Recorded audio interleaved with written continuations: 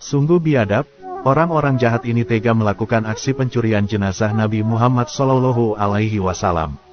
Dahulu kala, banyak sekali orang-orang yang ingin mencuri jasad mulia Rasulullah Shallallahu Alaihi Wasallam. Aksi ini banyak dilakukan oleh orang-orang zalim dan kafir dengan berbagai macam tujuan dan kepentingan. Makam Nabi Muhammad sendiri, dahulu dimakamkan di kamar Siti Aisyah yang sekarang masuk dalam kompleks Masjid Nabawi di kota Madinah Al-Munawwarah. Kepergian sang Nabi sangat menorehkan kesedihan bagi seluruh umat Islam. Beliau adalah sosok utusan Allah yang sangat dicintai para umatnya. Namun di samping itu, banyak orang-orang kafir dan zalim yang sangat benci kepada Nabi. Tidak heran mereka banyak melakukan aksi-aksi konyol guna melemahkan kekuatan Islam dan orang-orang beriman. Banyak aksi gila yang pernah tercatat dalam sejarah Islam tentang aksi pencurian jasad Nabi Muhammad Shallallahu Alaihi Wasallam. Bermacam cara mereka lakukan untuk menggali, membongkar, dan memindahkan jasad mulia Nabi Muhammad Shallallahu Alaihi Wasallam. Aksi ini jelas tidak beradab dan bisa menimbulkan murka Allah dan umat Islam. Berikut kisah beberapa aksi pencurian jasad Nabi Muhammad Shallallahu Alaihi Wasallam dalam sejarah Islam. Kisah pencurian jasad Nabi Muhammad Shallallahu Alaihi Wasallam yang pertama, terjadi di masa Raja Al-Hakim di Amrilah. Dahulu, Al-Hakim dikenal seorang raja dari Daulah Fatimiyah yang muslim namun zalim dan suka menyimpang dari ajaran Allah yang lurus. Kezalimannya sampai membuat masyarakat Mesir sulit untuk tidur nyenyak dan tenang. Ketika masa pemerintahan Al-Hakim, ada seorang zindik yang menghasut sang raja untuk mencuri jenazah Rasulullah. Tujuannya yaitu apabila jasad Rasul dipindah ke Mesir, tentu bisa menarik perhatian orang-orang untuk berkunjung ke Mesir dan menggantikan kota Madinah. Namun, aksi gila Al-Hakim tentu tidak Allah biarkan seenaknya saja. Sangat mudah bagi Allah untuk menggagalkan aksi-aksi jahat yang hendak menimpa Rasulullah. Atas kuasanya, Allah Subhanahu wa Ta'ala lantas mengirimkan hembusan angin kencang di kota Madinah. Peristiwa inilah yang akhirnya menjadi penghalang dari aksi jahat para kawanan pencuri yang hendak mencuri jasad Nabi Muhammad Shallallahu Alaihi Wasallam. Kisah ini sebagaimana dikisahkan dalam buku sejarah Masjid Nabawi Asy-Syarif yang ditulis oleh Muhammad Ilyas Abdul Ghani. Kemudian, aksi kedua pencurian jasad Nabi Muhammad Shallallahu Alaihi Wasallam masih terjadi di masa Al-Hakim di Amrilah. Meski sudah pernah gagal hendak mencuri jasad Nabi, tapi tidak membuatnya putus asa. Ia lantas melakukan upaya pencurian jasad Nabi lagi. Al-Hakim lantas mengirim seorang utusan dari prajuritnya untuk pergi ke Madinah.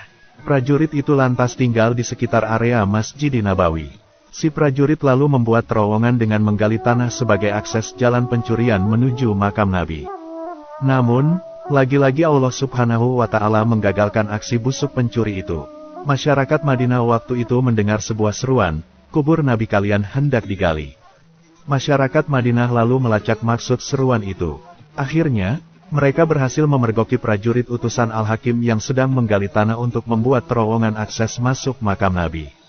Mengetahui kejadian itu, masyarakat Madinah lantas menangkap si prajurit dan kemudian dikenakan hukuman mati. Kemudian, pencurian ketiga juga tercatat dalam kitab Fusul min Tarihi Madinah Al-Munawwarah karya Ali Hafiz.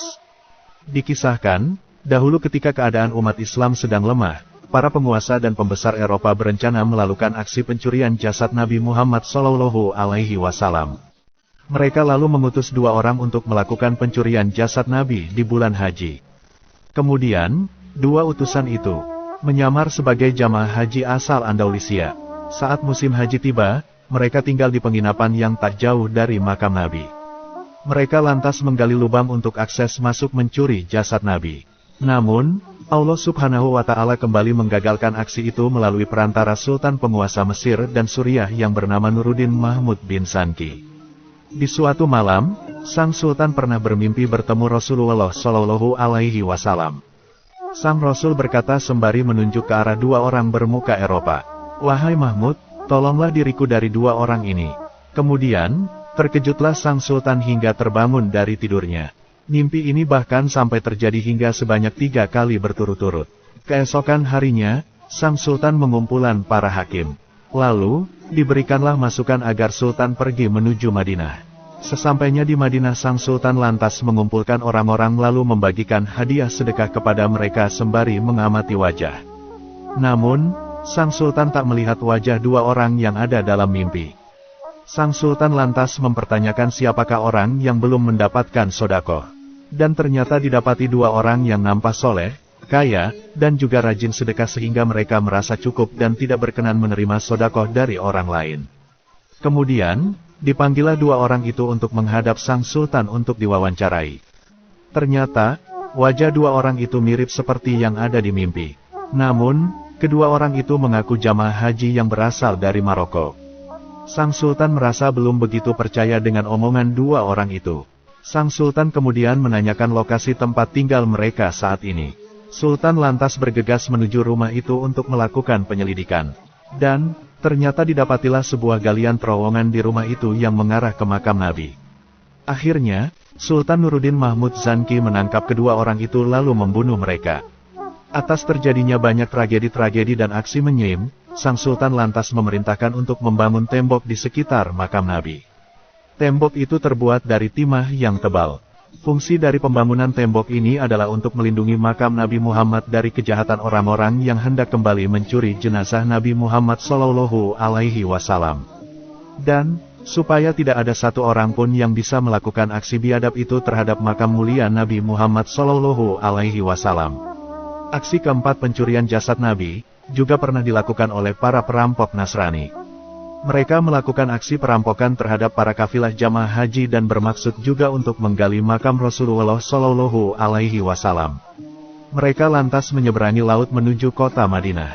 Namun, Allah Subhanahu wa Ta'ala lagi-lagi menggagalkan aksi para perampok itu. Allah kemudian menolak serangan mereka dengan kapal yang telah disiapkan dari Mesir Al-Iskandariyah yang mengikuti mereka. Kemudian, ditangkaplah dan ditawanlah mereka semuanya. Kemudian, aksi pencurian kelima pernah hendak dilakukan oleh 40 pria. Di mana, awalnya mereka semua berniat untuk membongkar makam sahabat Abu Bakar dan Umar. Di suatu malam, ke-40 laki-laki itu hendak menggali makam. Namun, kejadian luar biasa terjadi. Di mana, bumi waktu itu terbelah hingga akhirnya berhasil menelan mereka semua. Peristiwa ini dahulu terjadi di pertengahan abad ke-7 Hijriyah, sebagaimana dikisahkan pelayan Al-Haram Nabawi, yaitu Sawab Asyamsu Al-Malki.